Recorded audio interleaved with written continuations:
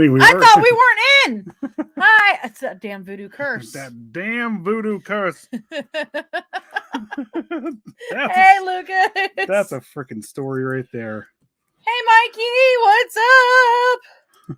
Hello, Lucas again. Mikey. Nadine, what's up? Hello. Zool, what's going on? Nadine. And Zool, hey, long time no see, man. Yep. Yup. What's up?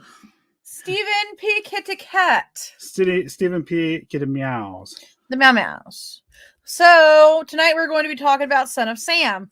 However, we're going to start off with how is that voodoo curse affecting you today? Put questions out. This is awesome. So, I ask questions throughout the week like, hey guys, how's that voodoo curse affecting you today?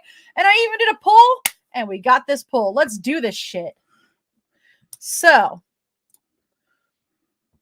number one on the list, as far as like the voting was Wall of Voodoo Mexican Radio keeps on playing. That really happened too. I literally looked down, I was like, oh, it's that fucking voodoo curse from Jester Yup Yups.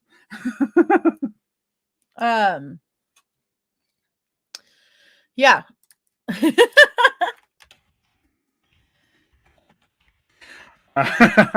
Sorry. So, what's up? Hey, Sykes. Godsmack sings Godsmack Voodoo. And then, it's cold where you live, ranked in number 2. I think my cat is recharging its butthole. What the hell? Ranked in number 3. Lost the potato peeler is number 4.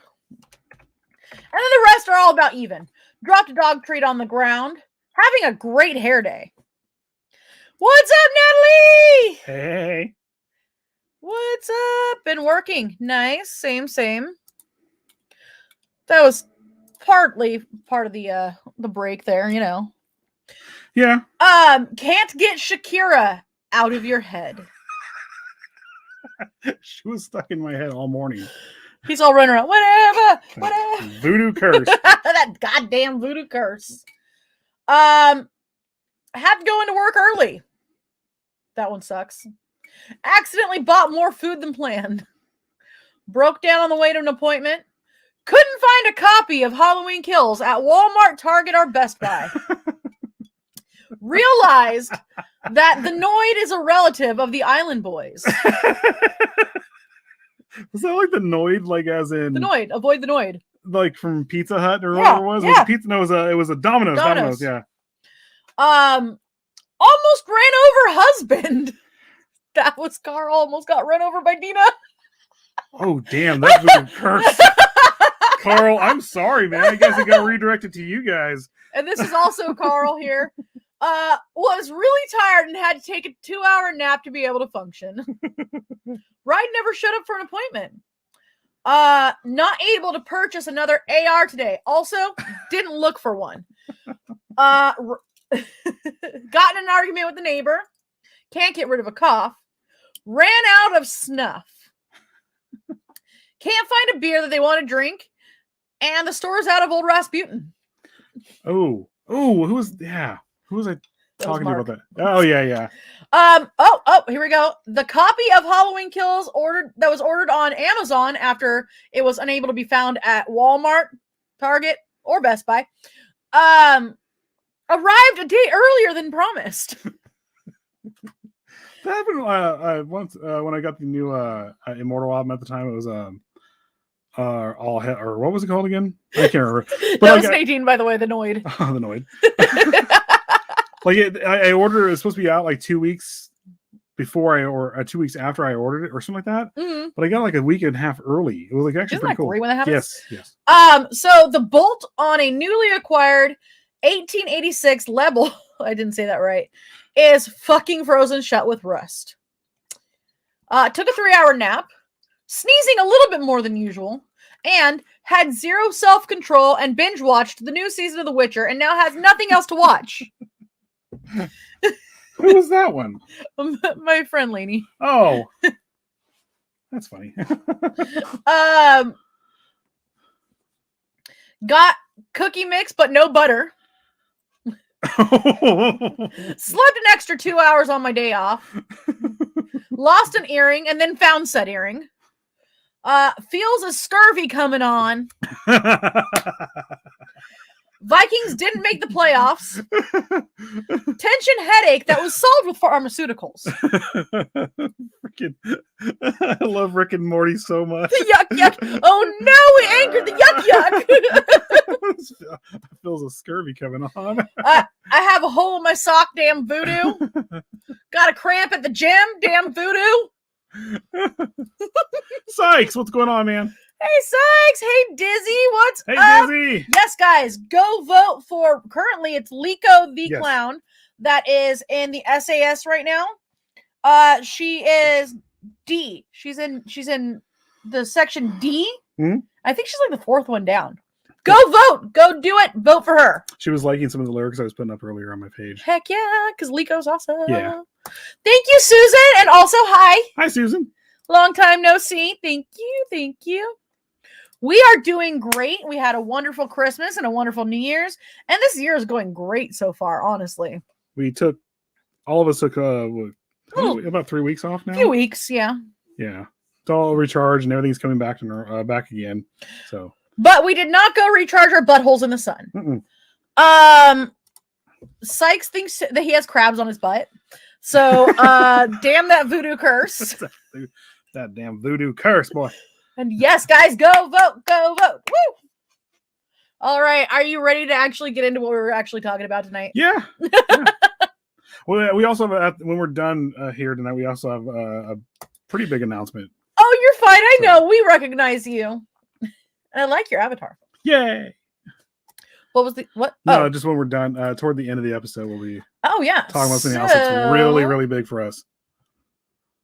Mekalooka hi, Mekalooka hiney ho. God damn it. All right, so tonight we are talking about the one, the only Son of Sam. Although there is a show that suggests that there's sons of Sam. I don't think so with this. No, the show's not really about necessarily that. No, I know. It isn't like copycats or something like that. Yeah, it was copycats. I know there's. I think we'll get into it in a little bit.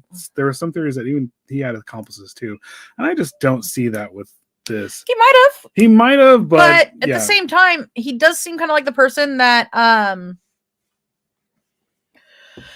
Gacy, I do believe. No, what I was saying though is Son of Sam doesn't seem like the person that wanted to share credit with anybody anyway. Yeah, it was all about him. But Gacy definitely had a crew with a couple of his workers who worked directly with Gacy ended up being on the Chicago Ripper crew, which I think we covered them. They went around for like a week or two just murdering and raping everybody. Oh yeah. Yep.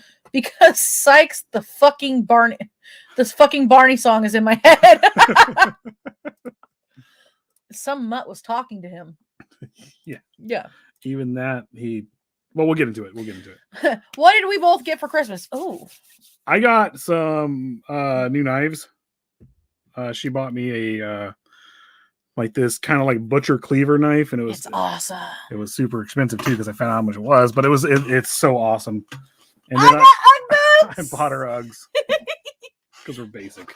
I don't give a shit. I will wear these all the time. I do. I would wear them to bed if I didn't think that the dog would chew on them in my sleep. But yeah, that's what we got.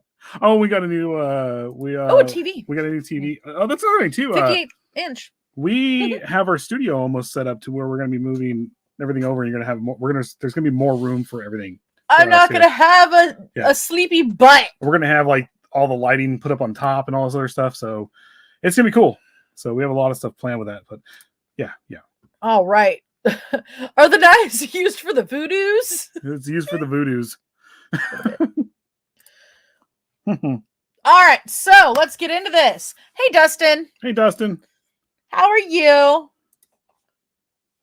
So, David Berkowitz was born Richard David Falco on June 1st, 1953 in Brooklyn, New York.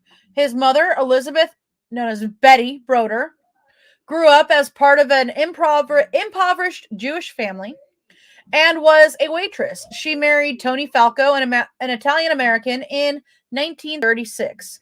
After a marriage of less than 4 years, Tony Falco left her for another woman.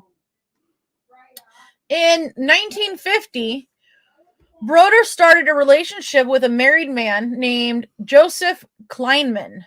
3 years later, she became pregnant with a child whom she named Richard David Falco. Within a few days of Richard's birth, Broder gave the child away, although her reasons for doing so are unknown. Some writers have surmised, though, that Kleinman threatened to abandon her if she kept the baby and used his name. So, the infant boy was adopted by Pearl and Nathan Berkowitz, who were also in the Bronx. They're a Jewish-American couple, and I believe they owned the hardware store. I think so. And it was just, they lived of modest means. And they were like middle-aged and didn't have children yet, so they decided to adopt. Mm-hmm. They reversed the order of his name, like the first and middle name, so they changed his name to David Richard, and then their last name was Berkowitz. Journalist John Vincent Sanders wrote that Berkowitz's childhood was somewhat troubled, although of above average intelligence. He lost interest in learning at an early age and became infatuated with petty larceny and starting fires. That's part of the, starting fires. Yeah. That's part of it. Yeah, and I think he was a bedwetter too. Yeah. Neighbors and relatives would recall Berkowitz as difficult, spoiled, and a bully. His adopted parents consulted at least one psychotherapist due to his misconduct, but his misbehavior never resulted in any legal intervention or serious mention in his school records. He attended public school number 123 and public school number 77. So weird. Every time I hear about how the East Coast does, it's all numbers. Yeah. I like every school here has to be named. I think it's even that way in Los Angeles. There's no whatever 123 city block or whatever it is. It's sorry. It's just one of those things that's always just weirded me out. I'm sorry. So when he was 14 years old, his mother passed from breast cancer, rather. His stepmother or his mom, his adoptive mom. Okay. His mom. Yeah. And his home life became strained, particularly because he disliked his father's second wife. He hated his stepmom. He lived with his father while attending Christopher Columbus High School, graduating in 1971, and in college in a 4.5 room apartment in Co-op City in the Bronx. And he lived there from What? I wrote this wrong. Give me a second. Let me rephrase that. The house that he lived in the apartment that he lived in with his father and stepmother was a 4.5 room apartment. And this was over in Co-op City. And he lived there from the time that he was in high school to just out of college. Okay. And that was or just into college, I should say. So in 1971, at the age of 17, he joined the U.S. Army and served at Fort Knox in the United States with an infantry division in South Korea. With an infantry division in South Korea, rather. So he's basically one of these, another one of these serial killers who were in the army and didn't see combat really. No. Yeah, he didn't, because it was after Vietnam was done. Yeah. And it was ending. Yeah, it was at the end of it. Yeah. And never mind, you're right. Yeah, it was at the end of it. And there was no need to send anybody over there. And so when he did deploy anywhere, he was just on a base in South Korea. Mm-hmm.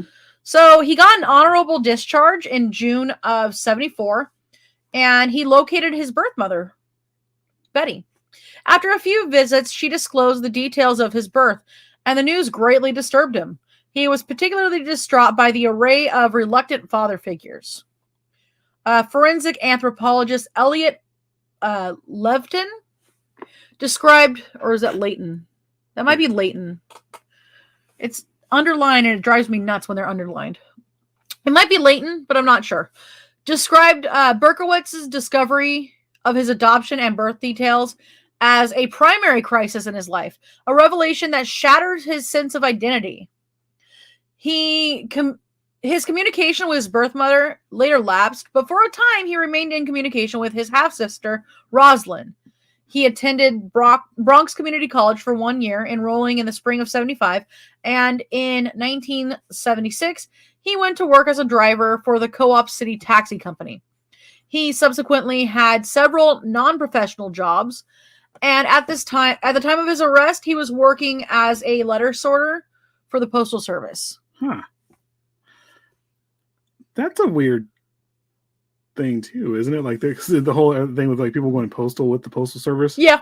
And then David Berkowitz worked for him, and kind of crazy. Oh yeah. Or I just had one too many edibles. Maybe. So the crimes began in late 75 through, and the early crimes I should say would be like 75 through 77. During the mid 70s, Berkowitz started to commit violent crimes. He bungled the first attempt at murder using a knife, then switched to a handgun and began a lengthy crime spree throughout New York, boroughs of the Bronx, Queens, and Brooklyn. He sought young female victims.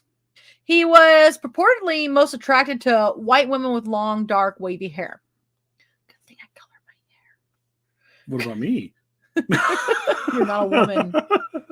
But one of the crime sites involved 2 victims. He infamously committed some of his attacks while the women sat with boyfriends in parked cars. He exhibited an enduring enjoyment of his activities, often returning to the scenes of the crime. Mm-hmm. I think there was a couple times where he actually went back and watched the, where the police barricade is. He actually watched from there. So Yeah. Oh, yeah. Let's get to some of the... I have a picture of his first 2 victims, I think. And, well, when we get into that... a picture of him, too, but if you haven't seen him yet. Oh, okay. Sorry. So... That's going to be the next victims we're talking about here in a second. So we don't have a picture of the 2 victims. No, that is. Anyway, sorry. We just read off victims. So that's Berkowitz, in case you didn't know who Son of Sam was. So, all right. So, sorry. Let's get the comments. And so let's go into the comments here. Amadeus. David Dick Berkowitz. If you're walking in the forest and you fart and nobody's around to hear it, doesn't make a sound. I think it does. Yeah, it does. It still does. It definitely leaves a sound. Call him Pyro Dave. Could I say that I absolutely love the movie Summer of Sam? It was a great movie. Mm-hmm. Mm-hmm. That was Spike Lee, wasn't it? With was John Leguizamo in that? I don't remember right now. It was kind of like, yeah, I think that was it. Sorry. Didn't he use a 44 Magnum? It's a heck of an upgrade over a knife. I don't know if I listed what I so. I think I'll get into that a little bit later. I think it is. All right. So, Foreman stabbing, December 75. Berkowitz claimed that when he was 22 years old, he committed his first attack on Christmas Eve of 1975. When he used a hunting knife to stab 2 women in Co-op City. The first alleged victim, a Hispanic woman, was never identified by the police. The second was a 15-year-old, Michelle Foreman, a sophomore at Truman High School, whom he stabbed 6 times on a bridge near Dreiser Loop, and whose injuries were serious enough for her to be hospitalized for a week. Berkowitz was not suspected of these crimes, and soon afterwards he relocated to a new apartment in Yonkers. So Loria and Valentini, or Valenti. Okay, Valenti. Valenti. Sure. July 76. And yes, John Leguizamo was in the movie. Mm-hmm. Yeah, that one is actually a really good movie. So, the first shooting attributed to the Son of Sam occurred in the Pelham Bay area of the Bronx at about 1:10 a.m. on July 29th, 1976. Donna Loria, an emergency medical technician, she was 18, and her friend Jody Valenti, who was a nurse and she was 19, were sitting in Valenti's double-parked Oldsmobile discussing their evening at Peachtree's, a New Rochester discotheque. Loria opened the car door to leave and noticed a man quickly approaching the car. Startled and angered by the man's sudden appearance, she said, "Now what is this?" He produced a pistol from the paper bag that he was carrying and crouched. He braced one elbow on his knee. Okay, now why is she not running? If you've never been in a situation, you're not understanding what's going on. You just see someone doing something. And even though like it's right there in your face, gun points at you, you run. If you never had it happen to you before, it feels completely like it's not real. Like it's like the first time in high school when I got pulled over by cops and searched and all that stuff. I just only heard about it, but then all of a sudden it happened, and I was like, this is absolutely just not real to me, and you just doesn't click until you're sitting there, going, okay, they are doing this, Yeah. So, he crouched and he put his elbow on his knee, aimed his weapon with both hands, and fired. Is that a military way of? Well, definitely both hands. I just don't see that. That's just weird. That's an awkward way to. He's doing this. So, yeah. So, Loria was struck by one bullet and killed her. It killed her instantly. Valenti was shot in her thigh, and a third bullet missed both of them. The shooter turned and walked away quickly, but walked. Valenti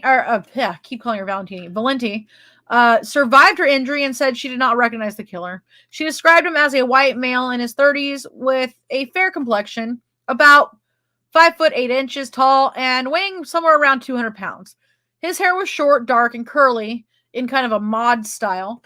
And this description was repeated by Loria's father, who claimed to have seen a similar man sitting in a yellow compact car parked nearby. Neighbors gave corroborating reports to the police that an unfamiliar yellow compact car had been cruising the area for hours before the shooting. Years later, in 1993, Berkowitz admitted in an interview with a journalist, Maury Terry, at the Sullivan Correctional Facility, that he had shot both of them. So, on October 23rd, 1976, a similar shooting occurred in a secluded residential area of Flushing, Queens, next to Bound Park. Or is that Bone? Where you at? It might be Bone. Bowne. I think it's Bone. Might be Bone. It was a 44 caliber, yeah. Bone Park. Yeah, it was a 44 caliber. So Carl DeNaro, a Citibank security guard who was 20, and Rosemary Keenan, a Queens College student who was 18, were sitting in Keenan's parked car when the windows suddenly shattered. "I felt the car explode," DeNaro said later. Keenan quickly started the car and sped away for help. The panicked couple did not realize that someone had been shooting at them, even though DeNaro was bleeding from a bullet wound to his head. Keenan had only superficial injuries from the broken glass, but DeNaro eventually needed a metal plate to replace a portion of his skull. Wow. And neither of them saw the attacker. And he lived. He drove away. That means basically his piece of his skull right there, which is already gone. Yeah. And the shock and all this stuff, everything that was going on, he was able to drive to a hospital and stuff like that. Oh, yeah. Wow. So, police determined that the bullets embedded in Keenan's car were 44 caliber, but they were so deformed that they thought it unlikely they could ever be linked to a particular weapon. So, DeNaro had shoulder-length hair, and the police later speculated that the shooter had mistaken him for a woman from behind. Keenan's father was a 20-year-old veteran police detective of the New York City Police Department, causing an intense investigation. As with the Loria Valenti shooting, however, there seemed to be no motive for the shooting. The police made little progress with the case. Many details of the Denaro Keenan shooting were very similar to the Loria Valenti case, but police did not initially associate them, partly because the shootings occurred in different boroughs and were investigated by different local police precincts. So, Damasi and Lomino. You know what? Let's go to commercial. And then we'll get into Damasi and Lomino. Yep. Sorry. Natalie's listening. Yay, Thank you. Thank you, Natalie. Sanity is broken. I'm sorry.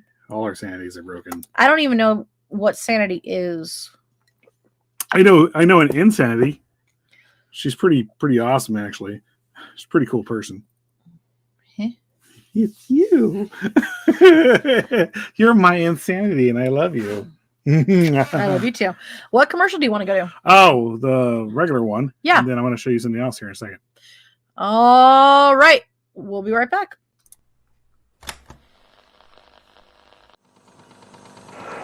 This is Mikey from Out of the Ordinary, and you're watching PBDC TV.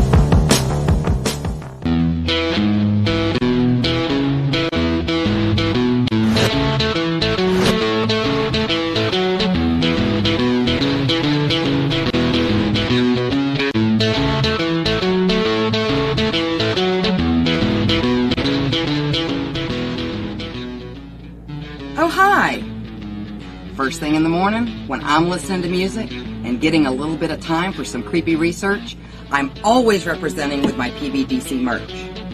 What a better way to have a cup of coffee in the morning.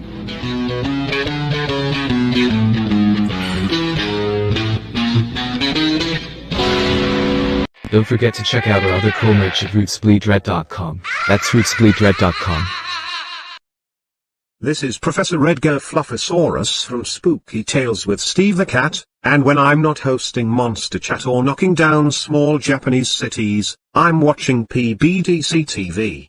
Now back to the show.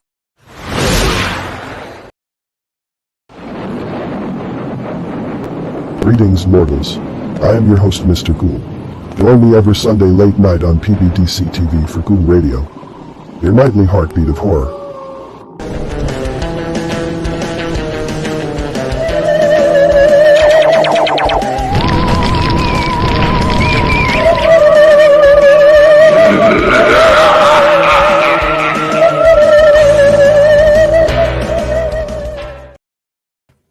Hey. Hey.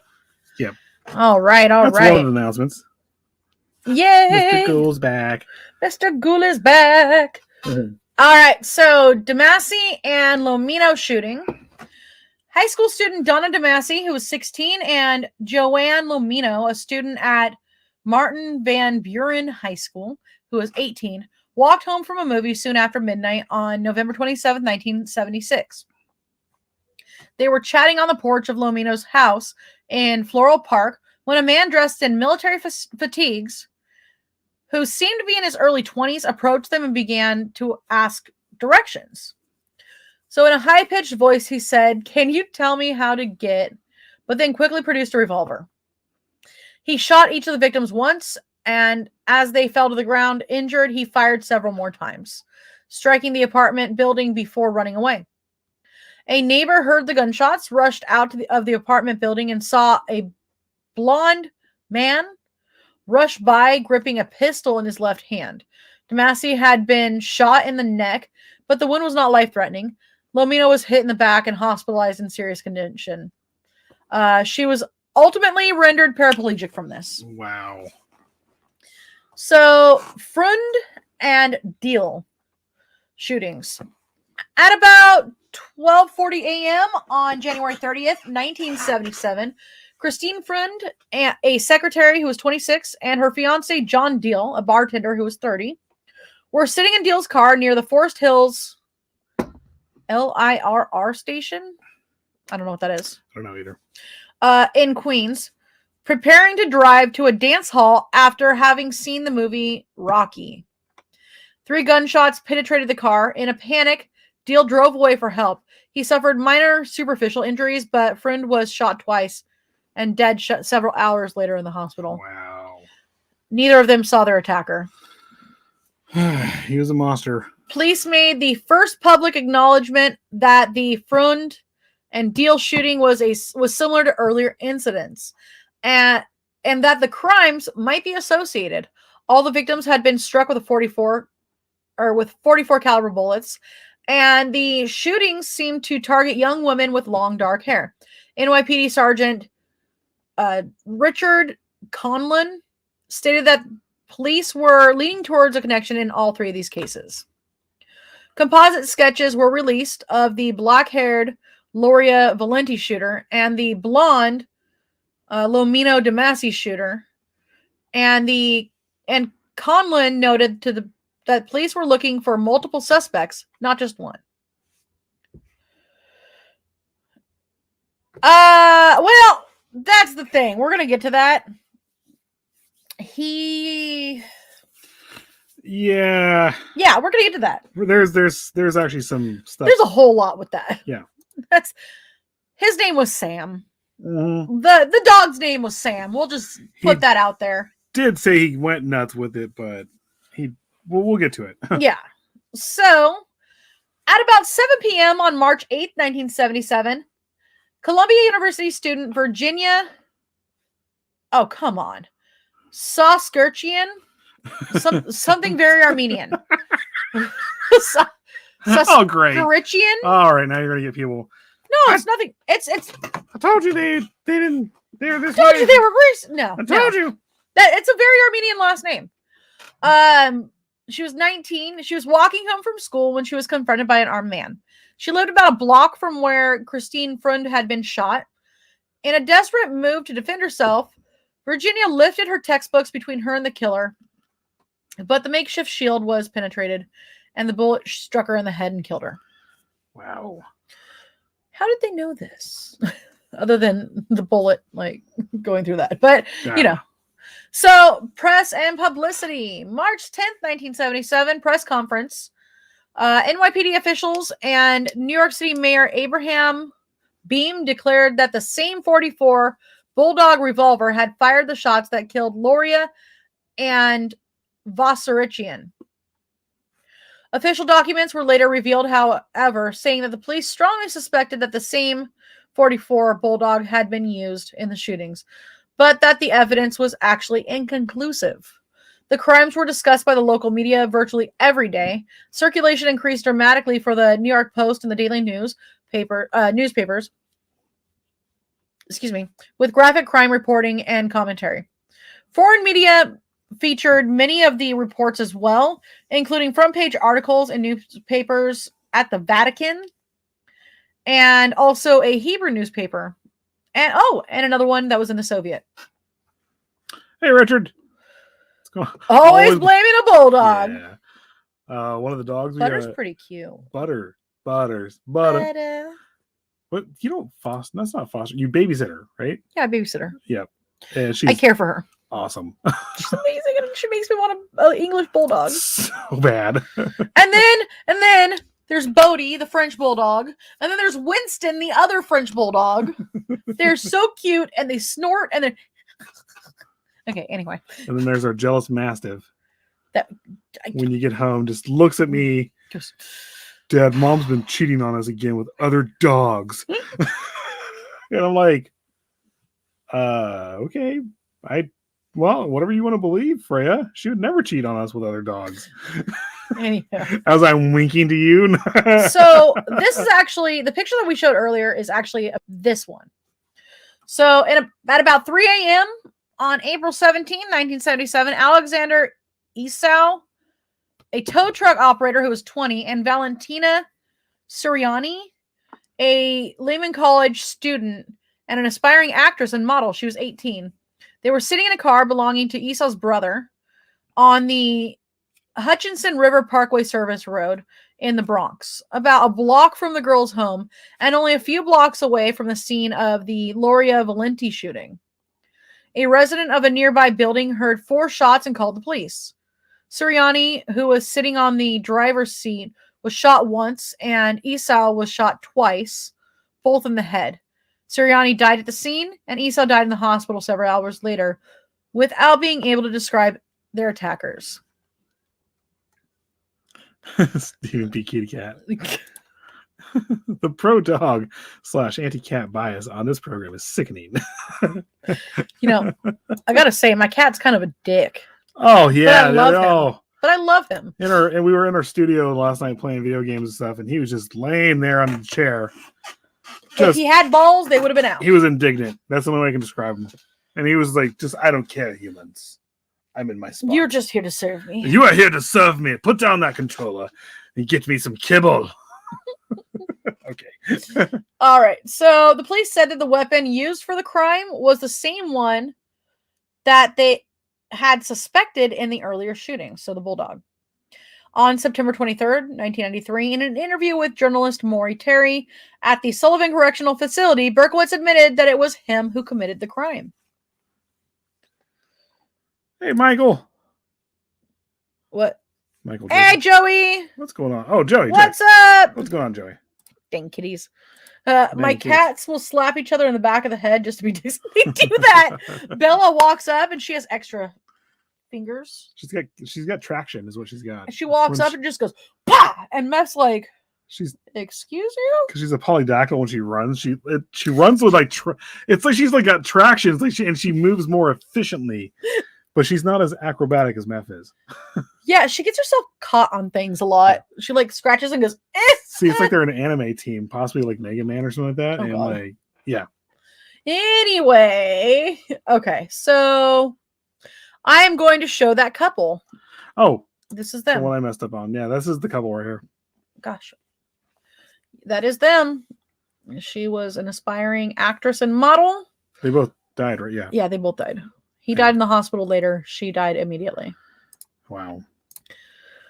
So here we go. Crime scene letters. I got the letter too. Police discovered a handwritten letter near the bodies of Esau and Suriani, written mostly in block capitals with a few lowercase letters, and addressed to the NYPD captain Joseph Borelli. With this letter, Berkowitz just revealed that his name was Son of Sam, And the press had previously dubbed the killer the 44 caliber killer because of his weapon of choice. The letter was initially withheld from the public, but its contents were revealed to the press, and the name Son of Sam quickly replaced the old name. So here is the letter. I say goodbye and good night. Police, let me haunt you with these words. I'll be back. I'll be back. To be interpreted as bang, bang, bang, bang, bang, ugh. Yours in murder, Mr. Monster. Mm-hmm. I don't see it saying Son of Sam there. Nope. That might have been another letter. Sorry. Oh, okay. So this letter expressed the killer's determination to continue his work, and he wanted to taunt the police for their fruitless efforts to catch him. In full, with all those horrible misspellings. You know, that's a crazy thing. I think they do that on purpose sometimes. He did, because look, bang, bang, bang, bank, bang. Yeah. It was the same thing with like BTK. I think he would purposely like write it all wrong. Mm-hmm. And yeah, it's they just want to throw them off as they're trying to like lead them along, you know. Did his hair survive? That's a lot of hair. Oh, so my cat's a good boy. Yeah, mine's not. I named him after the devil, and he lives up to the name. Mr. Mephs. Mephistopheles. So I am... Oh, okay. So here's another part of it.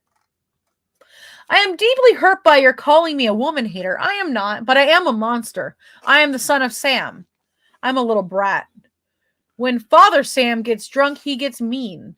He beats his family. Sometimes he ties me up to the back of the house. Other times he locks me in the garage. Sam loves to drink blood. Go out and kill, commands Father Sam. Behind our house, some rest. Mostly young, raped and slaughtered, their blood drained, just bones now. Papa Sam keeps me locked in the attic too.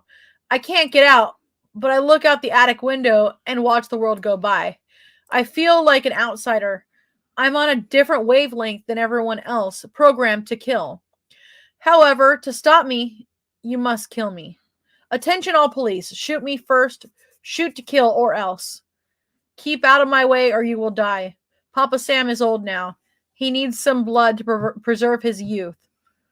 He has had too many heart attacks. Too many heart attacks. Ugh. Me hoot it hurts, sonny boy. Yeah. I miss my pretty princess most of all. She's resting in Our Lady's house, but I'll see her soon. I'm the monster, Beelzebub, the chubby behemoth. I love to hunt, prowling the streets looking for fair game, tasty meat. The women of Queens are the prettiest of all. I must be the water they drink. It's supposed to be it. I live for the hunt myself. Blood for Papa. Mr. Borelli, sir, I don't want to kill anymore. No, sir. No more, but I must. Honor thy father. I want to make love to the world. I love people. I don't belong on earth. Return me to Yahoos. To the people of Queens, I love you. And I want to wish all of you happy Easter. May God bless you in this life and in the next. For now I say goodbye and good night. Please let me haunt you with these words. I'll be back. I'll be back. To be interpreted as bang, bang, bang, bank, bang, ugh. Yours in murder, Mr. Monster. He definitely has like schizophrenia. But he doesn't. He does and doesn't. Like he does have it because he's doing that weird flow of thought where it's just all everything's coming out right there. Ese Santa Loco. Yeah, a little bit. Just a smidge, Mikey. Chubby Behemoth should have been the main name. Wouldn't that be great? The Chubby Behemoth. That's what you just call him from now on, the Chubby Behemoth. That is the best name ever. He's still alive. He's still alive. You're no longer son of Sam Berkowitz. You are the Chubby Behemoth. Yeah. Okay? We're just saying that now. First time someone ever gave themselves a nickname that actually was pretty cool. The Chubby Behemoth. Chubby Behemoth. And they went with Son of Sam. Come on. Chubby Behemoth.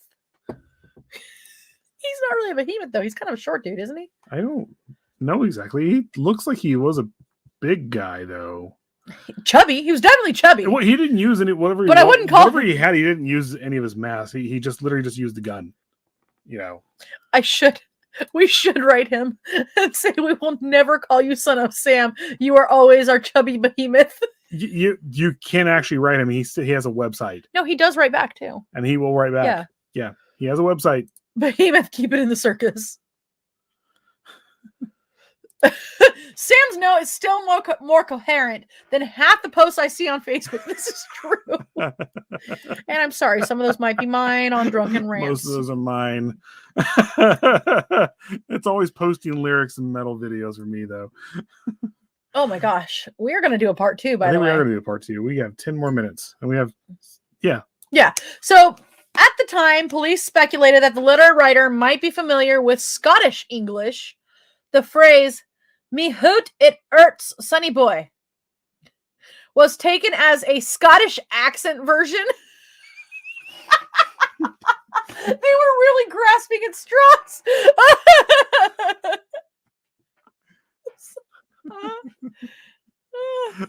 They tried to blame. Are they still trying to like blame things on the Irish and the Scots and so, or so? However they did. Me hoot it hurts, sonny boy. Apparently they took this as a Scottish accented version of my heart, it hurts, sonny boy.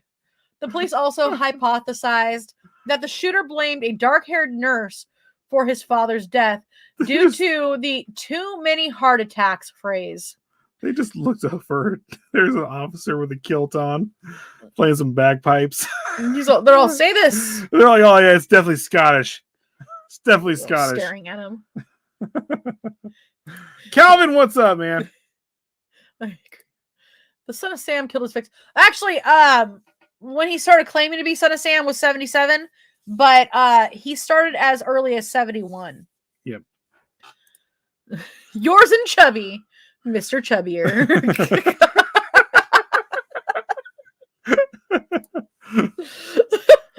I bark in your general direction. Now go away before I taunt you a second time. There's a serial killer on the loose. Go roust up all the Scottish. Just get freaking Mike Myers, and so I married an axe murderer. Keith. One of my favorite movies too. I love that movie. So they also were trying to link this because the too many heart attacks thing and the fact that Loria was a medical technician and Valenti was a nurse. So the killer's unusual attitude towards the police and the media received widespread scrutiny. Psychologists observed that many serial killers gain gratification by eluding pursuers and observers. The feeling of control of media, law enforcement, and even entire populations provides a source of social power for them. After consulting with several psychiatrists, police released a psychological profile of their suspect on May 26, 1977. He was described as neurotic, probably suffering from paranoid schizophrenia, believed himself to be a victim of demonic possession. So now there is a letter to Jimmy Breslin. On May 30th, 1977, Daily News columnist Jimmy Breslin received a handwritten letter from someone who claimed to be the .44 caliber shooter. The letter was postmarked early that same day in Englewood, New Jersey.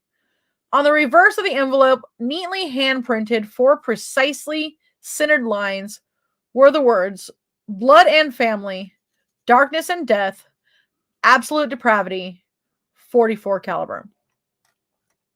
The letter inside read, "Hello from the gutters of NYC, which are filled with dog manure, vomit, stale wine, urine, and blood. Hello from the sewers of NYC, which swallow up these delicacies when they are washed away by the sweeper trucks. Hello from the cracks in the sidewalk of NYC, and from the ants that dwell in these cracks and feed on the dried blood of the dead that has settled into the cracks. JB, I'm just dropping you a line to let you know that I appreciate your interest in those recent and horrendous 44 caliber killings. I also want to tell you that I read your column daily, and I find it quite informative. Tell me, Jim, what will you have for July 29th? You can forget about me if you like, because I don't care for publicity. However, you must not forget Donna Loria, and you cannot let the people forget her either. She was a very, very sweet girl, but Sam's a thirsty lad, and he won't let me stop killing until he gets his fill of blood. Mr. Breslin, sir, don't think that because you haven't heard from me for a while that I went to sleep. No, rather, I'm still here, like a spirit roaming the night, thirsty, hungry, seldom stopping to rest, anxious to please Sam. I love my work. Now the void has been filled. Perhaps we shall meet face to face someday, or perhaps I will be blown away by the cops with smoking 38s. Whatever.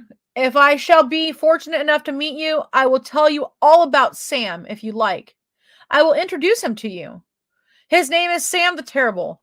Not knowing what the future holds, I shall say farewell. I will see you at the next job. Or should I say, you will see my handiwork at the next job. Remember, Miss Loria, thank you. In other blood and from the gutter, Sam's creation. 44 caliber. Here are some names to help you along. I think the cat is about to kill someone. No, there's a cat outside getting ready to fight another cat. We're getting on video too. Forward them to the inspector for use in NCIC. The Duke of Death, the Wicked King Wicker, the 22 Disciplines of Hell, John Wheaties, rapist and suffocator of young girls. P.S. Please inform the detectives working the slaying to remain. P.S. JB, please inform all the detectives working the case that I wish them the best of luck. Keep them digging. Drive on. Think positive. Get off your butts. Knock on coffins, etc. Upon my capture, I promise to buy all the guys working the case a new pair of shoes if I can get up the money. Son of Sam. Underneath the Son of Sam was a logo or sketch that combined several symbols. The writer's question, what will you have for July 29th, was considered an ominous threat. July 29th would be the anniversary of the first 44 caliber shooting. Breslin notified police, who thought that the letter was probably from someone with knowledge of the shootings. The Breslin letter was sophisticated in its wording and presentation, especially when compared to the crudely written first letter. The police suspected that it might have been created in an art studio or similar professional location by someone with expertise in printing, calligraphy, or graphic design. The unusual writing caused the police... I'm sorry, this cat. There's a cat outside of our house right now. Oh. It's cat fighting right now with other cats, and it's like defending its territory. Oh, God. All I'm seeing is Peter Griffin. Okay, sorry. We gotta get through this. We got a couple more minutes. We have this is the last part here. The last part. Underneath was a logo with a combined several symbols. So they were talking about July 29th, which would be the first anniversary of the 44 caliber shootings. Again, they were thinking that it would be somebody who had an expertise in calligraphy, printing, graphic design. The unusual writing caused the police to speculate that the killer was a comic letterer, and that they asked staff members of DC Comics whether they recognized the lettering. The Wicked King Wicker reference caused police to arrange a private screening of The Wicker Man, a 1973 horror movie. Sorry, Stephen P. Kitty Cat made me laugh.